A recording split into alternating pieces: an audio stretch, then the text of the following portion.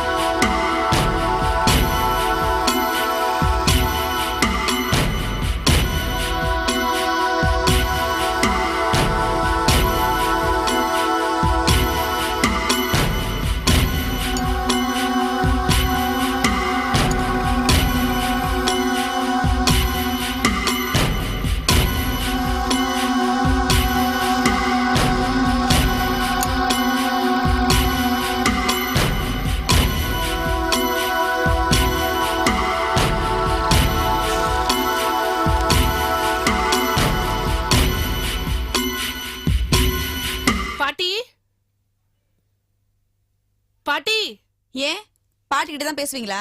எங்களால 10 மனுஷங்களா தெரியல?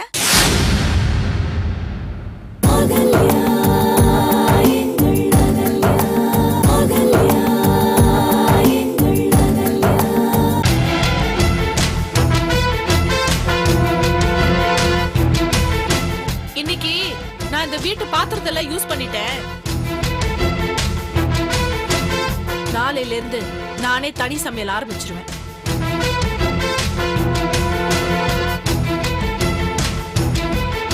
அப்புறம் சொல்ல மறந்துட்டேன்,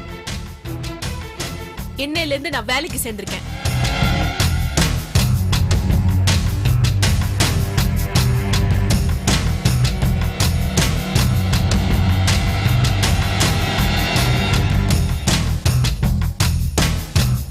அம்மா, எனக்கு என்னமோ சந்தேகமா இருக்குமா. என்னடி சந்தேகம்? சொல்றேன்னு தப்பா எடுத்துக்காத.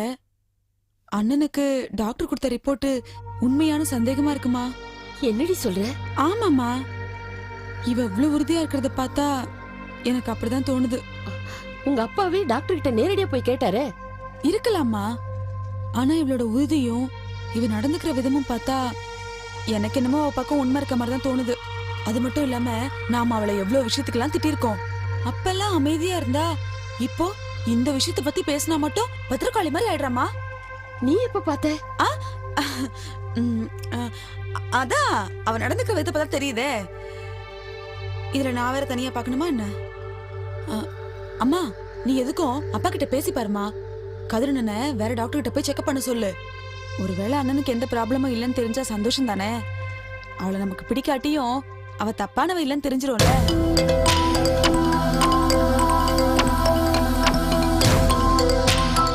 நான் கிளம்பட்டுமாமா?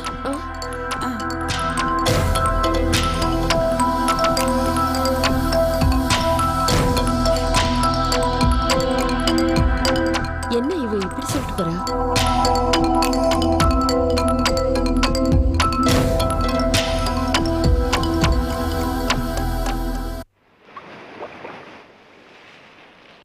இத பாரு ராஜி, அமுதா வந்து சொன்னாங்கிறதுக்காக நீயும் குழம்பி அனாவசியமா என்னையும் போட்டு குழப்பிக்கிட்டு இருக்காத. அமுதா சொன்னாங்கிறதுக்காக மட்டும் நான் இதை சொல்லல. எனக்கே குழப்பமா இருக்க போய் தான் சொல்றேன். ராஜி ராஜி, இதுல குழப்பம் அடைறதுக்கு எதுவுமே இல்ல. வேற யாராவது வந்து சொல்லியிருந்தா சந்தேகம் வந்திருக்கலாம். ஆனா இது நானே நேர்ல போய் விசாரிச்சு டாக்டர்கிட்ட கேட்டு தெரிஞ்சுக்கிட்ட விஷயம் இது. என்னாலே இதை தாங்க முடியலன்னா பாவம் கதிர் எப்படித்தான் இத்தனை நாளா தன் மனசுக்குள்ளேயே அதை போட்டு அடைச்சு வச்சிருக்கானோ தெரியல. நீங்க சொல்றதுல எவ்வளவு உண்மை இருக்கோ அதே அளவு நான் சந்தேகப்படுறதுலயே உண்மை இருக்கு. என்னம்மா இது? சொன்னதையே திரும்ப திரும்ப பேசிக்கிட்டு இருந்தா என்ன அர்த்தம்? அப்படி என்ன பெருசா உண்மையை கண்டுபிடிச்சிட்ட? அகல்யா மேல கதிர் போட்டிருக்கானே ஒரு பழி, அது பொய்யா இருக்குமோன்னு எனக்கு தோணுதுங்க. எதை வச்சு அப்படி பேசுற? அகல்யா கிட்ட இருக்கிற உறுதியை வச்சுதான் நான் சொல்றேன். அவ மேல சுமத்தி இருக்கிற பழி அவ்வளவு சின்னது இல்ல. இப்படிப்பட்ட பழியை சுமக்கிற பொண்ணு கூனி குறுகில போனோம். ஆனா இவ அப்படி இல்லையே. என்ன சொல்ற ராஜி? உண்மைதாங்க. காலையில அகல்யா வீட்டை விட்டு வெளியே போகும்போது பார்த்தேன். அவ முகத்துல ஒரு தெளிவு இருந்தது. எதையும் எப்பவும் சந்திக்க தயாரா இருக்கிற தெளிவு. அவ உண்மையில தப்பு பண்ணியிருந்தா இப்படி ஒரு தெளிவு அவ முகத்துல வராதுங்க. அது மட்டும் இல்லைங்க, அவ வேலையில சேர்ந்திருக்கா. அவ சம்பாதியத்துல தான் சாப்பிடுவேன்னு உறுதியா சொல்றா. அந்த சம்பவத்துக்கு அப்புறம் அவ பச்சை தண்ணி கூட நம்ம வீட்டுல குடிக்கிறது இல்ல. வரும்போது கையில பிரெட்டோட வந்தா. நாளையில இருந்து தனியா சமைச்சு சாப்பிட போறாளாம். என்னம்மா சொல்ற? தப்பு பண்ணியிருந்தா இவ்வளவு உறுதியா அவளால இருக்க முடியுமா? இல்ல இத்தனை பேரை எதிர்த்துதான் நிக்க முடியுமா? அவளோட உறுதியும் தெளிவுதாங்க என்ன இப்படி எல்லாம் யோசிக்க வைக்குது. அப்போ நீ சொல்றத பார்த்தா அகல்யா மேல எந்த தப்பும் இல்லைங்கிற மாதிரில தெரியுது. அதத்தாங்க நானும் சொல்றேன். நீங்களும் கதிரும் சரியா விசாரிக்காம அவ மேல இப்படி ஒரு பழிய போட்டுட்டீங்களோன்னு எனக்கு சந்தேகமா இருக்கு. Very good. இப்படி ஒரு சந்தேகம் உங்களுக்கு வரணுங்கிறது தான் அவளுடைய பிளானே. என்ன யோசிக்கிறீங்க? குற்றம் உள்ள நெஞ்சு குறுக்குறுக்குன்னு வாங்களே, அது அகலையாகிட்ட இல்லைன்னு தானே சந்தேகப்படுறீங்க? ஆமா, அதுதான் அவளுடைய சாமர்த்தியமே. என்னதான் நடந்தாலும் ஃபேஸ்ல எக்ஸ்பிரஷனே காட்டாம சாதாரணமா இருக்கிறது ஒரு வகையான தந்திரம். அது இந்த கேடு கட்டவளுக்கு நிறையவே இருக்கு. அதை பார்த்துட்டு அவ முகத்துல தெளிவு உறுதின்னு நீங்களாவே கற்பனை பண்ணிட்டு இருக்கிறீங்களா? அதில்ல கதிர், எந்த ஒரு பொண்ணும் இப்படிப்பட்ட விஷயத்துல இவ்வளவு உறுதியா இருக்க மாட்டா. அததாமா நானும் சொல்றேன். எந்த ஒரு ஆம்பளையாவது இப்படி ஒரு குறை தனக்கு இருக்குன்னு ஒத்துக்குவாங்களா? இந்த விஷயத்தை நான் கேள்விப்பட்ட உடனே எப்படி துடிச்சு போயிருப்பேன் தெரியுமா? இதெல்லாம் தப்பா இருக்க கூடாதான்னு எனக்குள்ளார ஒரு எண்ணம் வராமலா போயிருக்கும். எத்தனை டாக்டர்ஸ பாத்துருப்பேன்னு உங்களுக்கு தெரியுமாமா? எல்லாரும் ஒரே ரிசல்ட்ட சொல்றாங்கன்னா அப்ப தப்பு இவன் மேல இருக்குன்னு அர்த்தம். அம்மா, இந்த தப்பெல்லாம் மறைக்கிறதுக்காக தான் இவன் இப்படி எல்லாம் நாடகம் ஆடிட்டு இருக்கான். வீட்லயே அடைஞ்சு கிடந்தா அந்த கள்ள காதலனை எப்படி சந்திக்க முடியும்? அதனாலதான் வேலைக்கு போறதா டெய்லி வெளியில போயிட்டு இருக்கான். அவளை கதிர் நில்லுடா. உன்னோட கோபத்தையும் ஆத்திரத்தையும் நல்லா என்னால புரிஞ்சுக்க முடியுதுடா. ஆனா மறுபடியும் அகல்யா கிட்ட சண்டை போறதுனால எதுவும் நடக்க போறது இல்லடா. தப்போ சரியோ அவளை அவ போக்கிலே விட்டுரு. திரும்ப திரும்ப இதே விஷயத்த அவகிட்ட நாம பேசிட்டு இருக்கிறதுனால அவளுக்கு நம்மளை எதிர்க்கிற குணம் தான் ஜாஸ்தி ஆகும்பா. அவளுக்கு நாம ஏதாவது தண்டனை கொடுக்கணும்னா அது அவளை நாம உதாசீனப்படுத்துறதா தான் இருக்க முடியும். அதை விட்டுட்டு மறுபடியும் அவகிட்ட பேசுறதோ இல்ல சண்டை போடுறதோ நாமே நாமளை அசிங்கப்படுத்திக்கிற மாதிரிடா. சொன்னா கேளு. முதல்ல உள்ள போப்பா. நல்லா ரெஸ்ட் எடு. அமைதியா இரு. எல்லாம் தானே சரியாயிடும். போப்பா போப்பா போப்பா.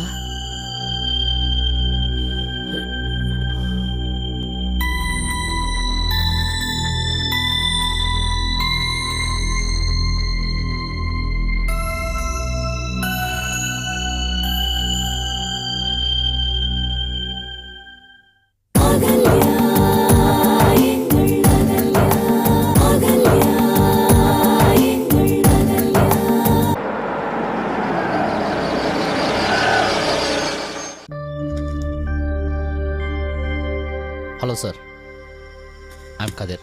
ஹாய். ஃபோன்ல பேசுறது நீங்க தானே? Yes sir. உட்காருங்க.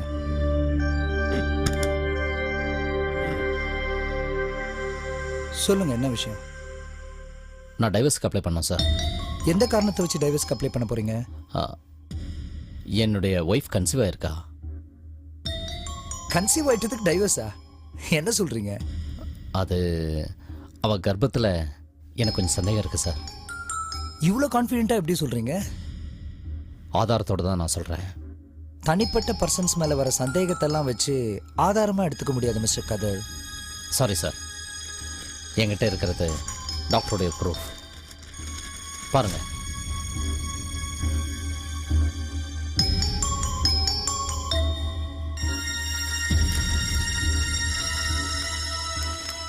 திடீர்னு என்ன காரணத்துக்காக டாக்டர் கிட்ட செக்அப் பண்ண போனீங்க? எனக்கு ரொம்ப நாளாகவே கொஞ்சம் பேக் பெயின் இருந்தது. டாக்டர்கிட்ட காமிச்சேன். பிளட் டெஸ்ட்டில் இருந்து எல்லா டெஸ்ட்டுமே எடுத்தாங்க. அந்த ரிசல்ட்டில் தான் எனக்கு இப்படி ஒரு ப்ராப்ளம் இருக்கிறதா சொன்னாங்க. எவ்வளோ நாள் முன்னால் செக் பண்ணீங்க? ஒரு 3 மாதம் இருக்கும். ஓ, வேற எந்த டாக்டர்கிட்டயாவது ரீசெக்அப் பண்ணீங்களா? 2-3 டாக்டர்கிட்ட செக் பண்ணேன். எல்லாருமே அதே ரிசல்ட்டை தான் சொன்னாங்க. தட் மீன்ஸ் நீங்க அப்பா ஆகிற தகுதி இல்லைன்னு சொல்றீங்க, இஸ் இட்? Yes sir. இந்த விஷயத்தை உங்க மனைவிக்கு தெரியப்படுத்திட்டீங்களா? தெரியப்படுத்திட்டேன். அவங்களுடைய ரியாக்ஷன் எப்படி இருந்துச்சு? அவ பயங்கரமா நடிக்கிறா சார். அப்போ அவங்க மேல இருக்க சந்தேகம் உறுதின்றீங்க. ஆமா சார். டாக்டரே சர்டிஃபிகேட் கொடுத்ததுக்கு அப்புறம் சந்தேகம் வரலன்னா எப்படி சார்? ஓகே மிஸ்டர் கதிர், உங்க சைடு ரீசன்ஸ் ரொம்ப கரெக்டாகவும் கன்ஃபார்மாகவும் இருக்கு. ஃபர்தரா லீகலா என்ன பண்ணணுமோ அதுக்கான ஸ்டெப்ஸ் உடனே எடுக்கிறேன். Okay sir, thank you.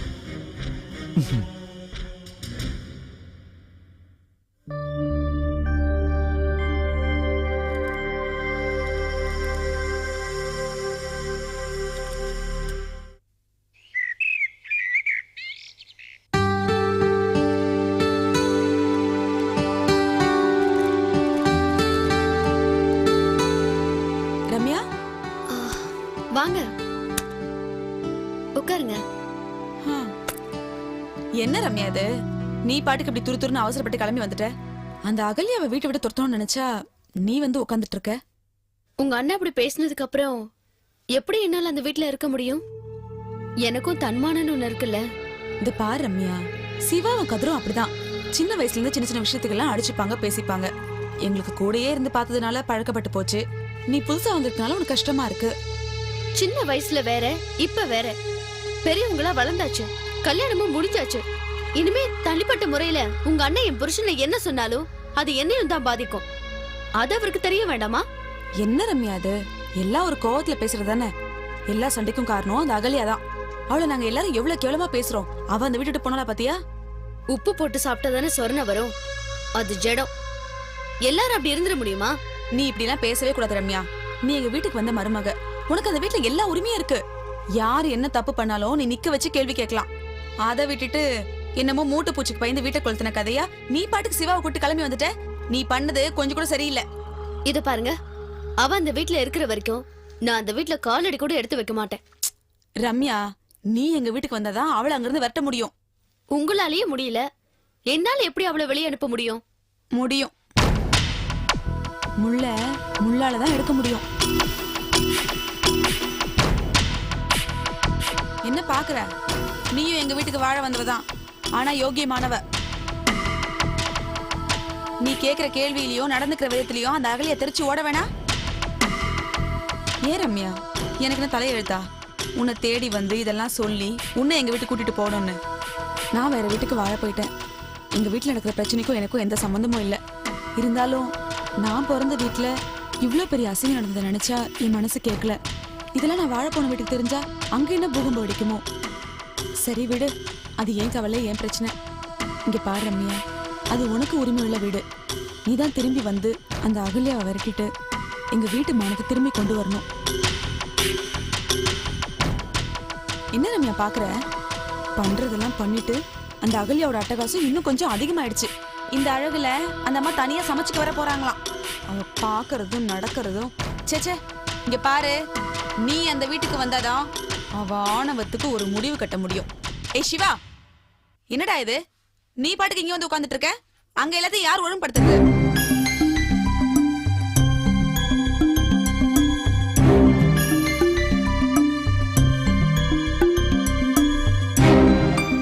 உன்கிட்ட தானே பேசிட்டு இருக்கேன்.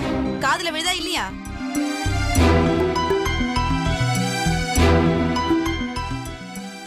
ஏண்டா, உன் ஃப்ரெண்டு தானே அந்த அகல்யாவை ஒத்த கால நின்னு கதிரனன் கட்டி வச்ச. இப்ப என்ன ஆச்சு? உன் அருமை ஃப்ரெண்டு நம்ம வீட்டு மானத்தை காத்துல பறக்க விட்டு அந்த வீட்டுல ஜம்முன்னு உட்கார்ந்துட்டு இருக்கா. அகல்யாவை பத்தி உனக்கு என்ன தெரியும்? முழுசா தெரிஞ்சுக்காம ஒருத்தரை பத்தி அனாவசியமா தப்பா பேசாத. உனக்கு தான்டா இன்னும் அவளை பத்தி முழுசா தெரியல. நீ என்ன சொன்ன? அகல்யாவுக்கு வேலைக்கு போறதெல்லாம் பிடிக்காதுன்னு சொன்னல. இப்ப என்னாச்சு? அம்மா பேக மாட்டிட்டு கிளம்பிட்டாங்க. என்னக்கா சொல்ற? அகல்யா வேலைக்கு போறாளா? இவ்ளோ பெருசா ஷாக் கொடுக்குற? இப்படிதான்டா அவளை பத்தி ஒவ்வொன்னா தெரிய நாங்களும் ஷாக் ஆயிட்டு இருக்கோம். ஆமா, அவ எங்க வேலைக்கு போறா? உன் பழைய பாஸ் சித்தார்த் ஆபீஸ்ல தான் ஜாயின் பண்ணிருக்காளாம். என்னடா நான் சொல்லிட்டு இருக்கேன், நீ பாட்டுக்கு அமைதியா நிக்கிற?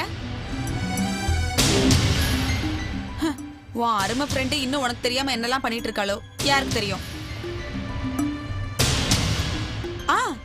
இப்ப புதுசா ஒண்ணு ஆரம்பிச்சிருக்காங்க அம்மா, தனி சமையல். என்ன எப்ப ஃப்ரெண்டு சமையல போய் சாப்பிடலாம்னு யோசிச்சுட்டு இருக்கியோ? அக்கா, என்ன வேணும்னு என்ன வெறுப்பேத்துறியா? நான் ஏன்டா உன்னை வெறுப்பேத்துறேன்? ஒரே வீட்ல தனியா சமைச்சு சாப்பிடுறதுலாம் ரொம்ப சரின்னு நினைக்கிறியா? ஏன் சிவா, எப்ப பார்த்தாலும் அகல்யாக்கு பறிஞ்சு பறிஞ்சு பேசுவியே, இப்ப அந்த அகல்யா எங்க போறா எங்க வரா ஏதாவது உனக்கு தெரியுமா? உனக்கு எங்க தெரிய போகுது? நான் தானே எல்லாம் வந்து சொல்லிட்டு இருக்கேன். இங்க பாருடா, இது வரைக்கும் ஆனதெல்லாம் ஆச்சு, எல்லாத்தையும் மூட்டை கட்டி போடு. இனிமேலாவது அகல்யாவை பத்தி யோசிக்கிறதையும் அவளுக்கு பறிஞ்சு பேசுறதையும் விட்டுட்டு நம்ம குடும்பத்தை பத்தியும் உன் குடும்பத்தை பத்தியும் யோசி. நல்லா யோசிச்சு ரம்யாவை கூட்டிட்டு வீட்டுக்கு வந்து சேரு. நான் வரேன்.